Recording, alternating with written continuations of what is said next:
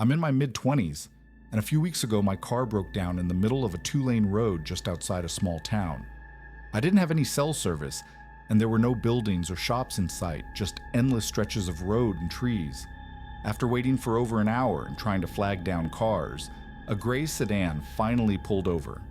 The guy inside looked to be in his mid-40s, clean-shaven, button-up shirt, and a calm, friendly demeanor. He asked if I needed a ride into town. I said yeah and hopped in. He didn't seem off at first.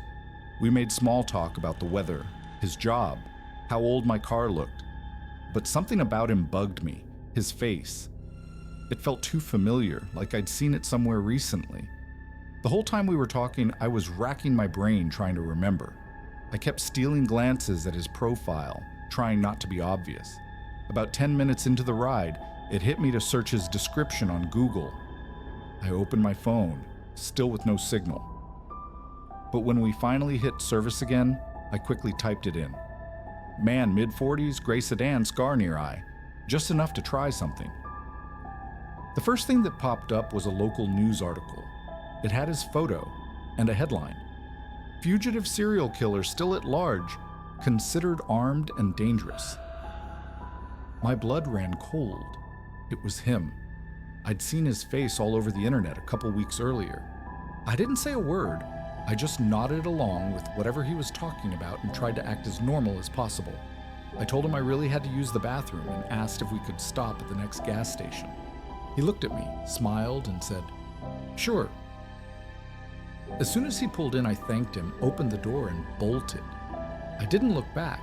I ran straight into the store, locked the bathroom door, and called the cops.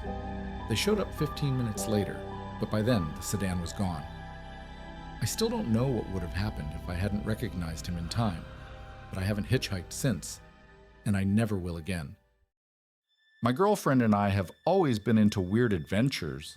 Nothing too crazy, just spontaneous stuff like random road trips, hiking without a map, or camping in sketchy spots.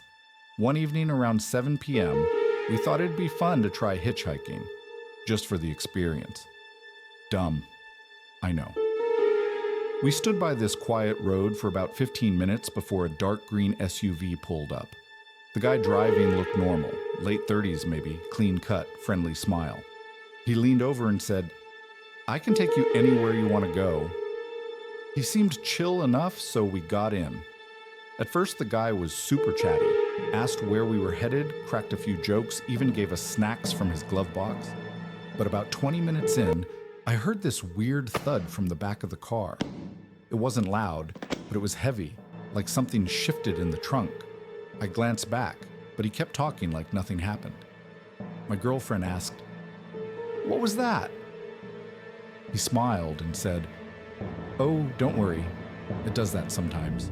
Something with the muffler or the suspension." But then it happened again.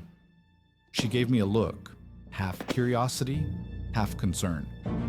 She pulled out her phone, pretending to scroll Instagram. A second later, my phone buzzed. Her. "Something's in the trunk." I texted back. Me. "Yeah.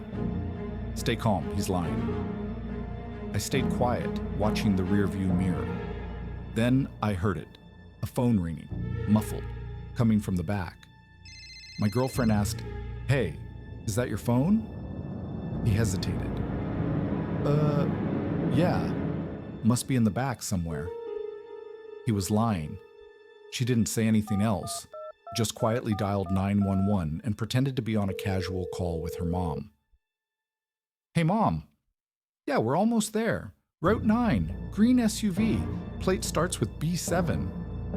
Yeah, he's super nice." She was calm, but I could see her hands shaking.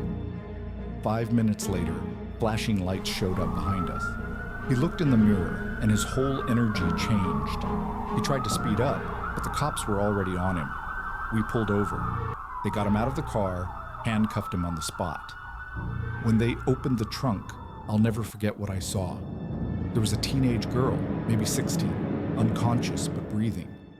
And next to her, her mom, alive, scared, shaking. That was the phone ringing. The mom had somehow hidden it and kept trying to call for help. The cop said he'd been on the road for days, hunting, waiting. If we hadn't texted or made that call when we did, I try not to think about it, but I've never gone hitchhiking again, and neither has she. I work night shifts, and a few months ago, I was driving home after wrapping up a long shift around 2 a.m. The road I take is pretty empty at that hour, nothing but trees and a few flickering streetlights every mile or so. That night, I noticed a woman standing by the side of the road. She looked like she was pregnant, holding her belly and waving me down. I slowed down and asked if she needed help.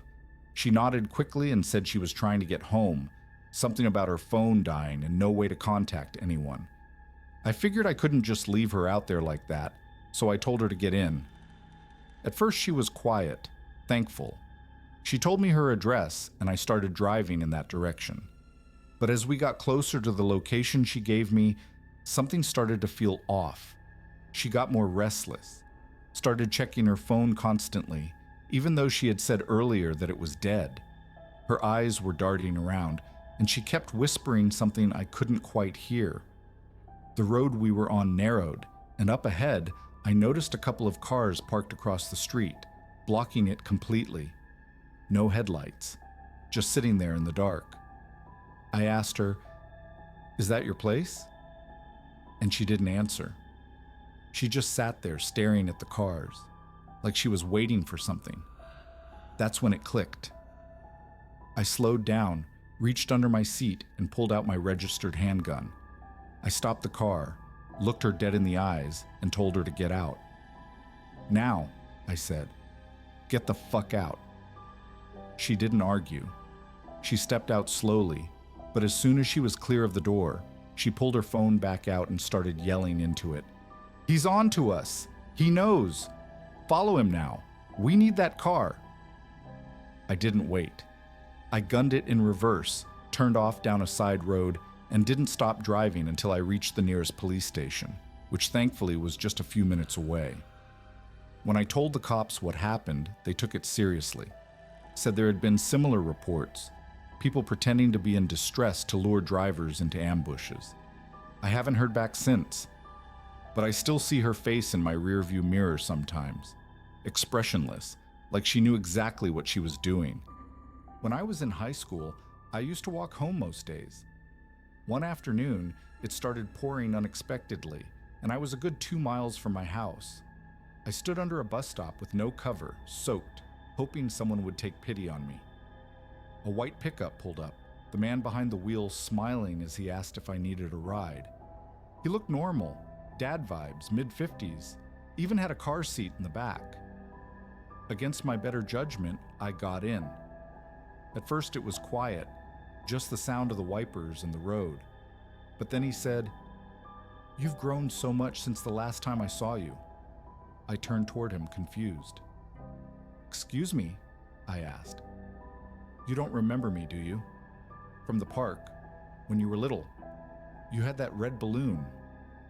My stomach dropped. I'd never had a red balloon. I'd never seen this man before. I asked him to stop the car, but he just smiled and kept driving.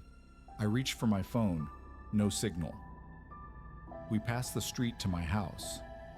I knew I had to do something. At the next stop sign, I unbuckled, flung open the door, and bolted.